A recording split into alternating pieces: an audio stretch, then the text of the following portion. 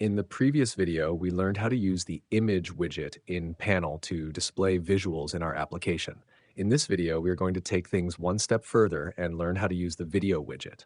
Instead of pulling a video from the internet, we will work with a video file inside our own project folder, just like you would in a real application. So let's stay in our workflow and continue coding together. First, we create a file input widget that allows the user to upload an MP4 video. This is basically our bridge between the user and the application. They choose a file and Panel receives it. Next, we add a title using a markdown pane so our app looks more like a real interface instead of just raw widgets. Right below that, we include a short description explaining what the user should do. Upload a video and it will be displayed.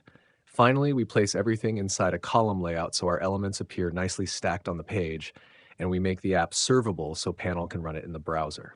All right, let's run this and see what happens. We click on the file input and upload a video. Interesting. Nothing appears yet.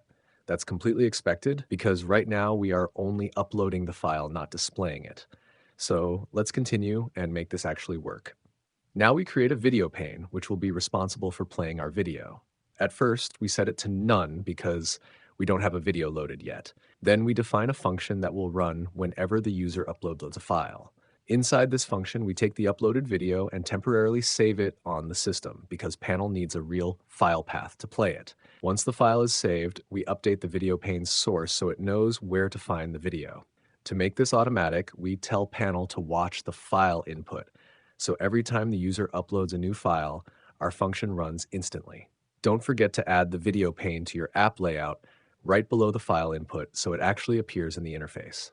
Now let's run the app again and take a look. This time, when we upload a video, it immediately appears in the player. We can press play, pause, control the volume, and scrub through the timeline just like in a normal video player.